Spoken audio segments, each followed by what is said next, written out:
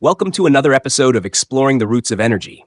Today we're diving into a topic that completely flips mainstream menopause narratives on their head: estrogen levels in menopause.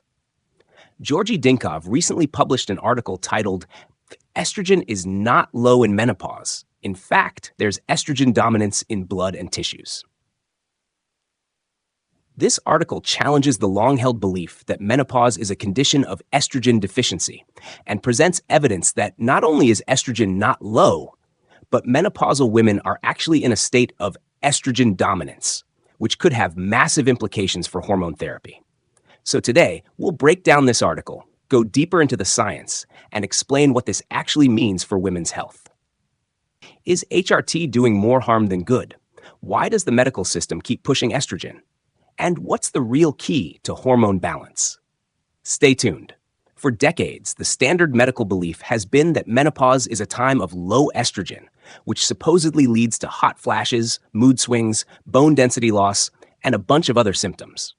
Because of this, doctors routinely prescribe estrogen-based hormone replacement therapy, HRT, to fix this deficiency. But George's article highlights something fascinating. This entire premise is flawed. What if menopausal women aren't actually low in estrogen? What if their real problem is something else entirely? Let's get into it. Georgi's article is based on a study that did something really important. It measured steroid levels, not just in blood, but in adipose tissue, fat storage. This is crucial because many hormones are stored in tissues, not just floating around in the bloodstream. And what the study found was shocking.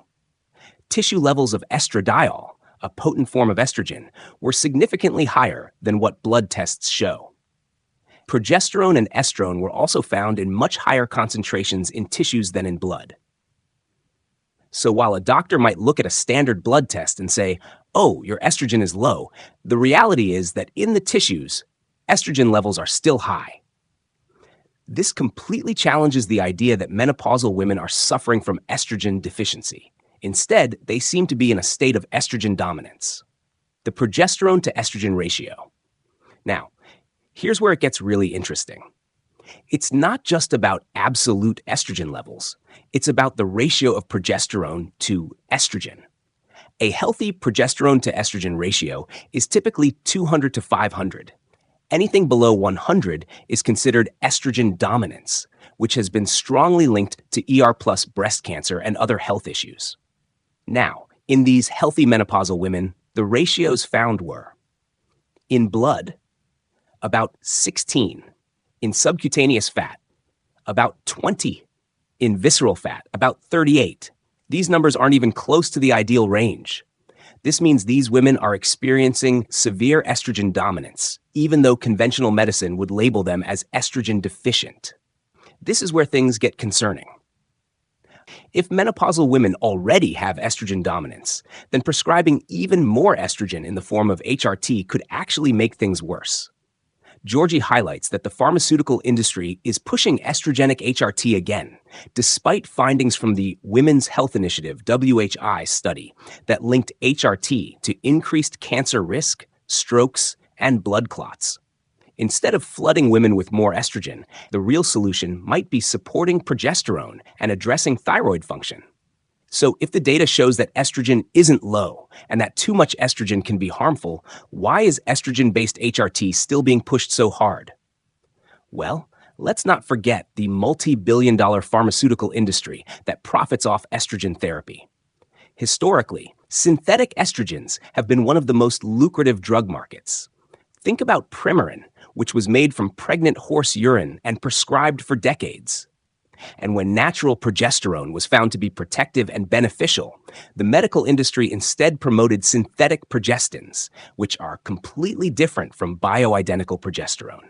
So this isn't just about science, it's about profit-driven medicine. So what's the takeaway from all of this? Menopause isn't a state of estrogen deficiency, it's a state of hormonal imbalance. The real focus should be on comprehensive testing, checking both blood and tissue hormone levels to get a clearer picture. Restoring balance.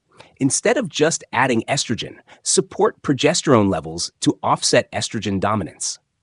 Thyroid function. Many menopause symptoms resemble hypothyroidism, so optimizing thyroid health is key. Diet and lifestyle. Certain foods like raw carrots can help detox estrogen, and getting enough vitamin E can help reduce estrogen's harmful effects. Instead of blindly accepting estrogen-based HRT as the default solution, we need a more nuanced approach to menopause. Georgi Dinkov's article shines a light on a major flaw in how menopause is treated. Estrogen isn't low, it's actually dominant. And understanding this could change the way women approach their health in a massive way. If you found this episode insightful, make sure to subscribe, share, and leave a review. Let's spread real knowledge and challenge outdated medical myths. Until next time, keep questioning, keep learning, and keep exploring the roots of energy.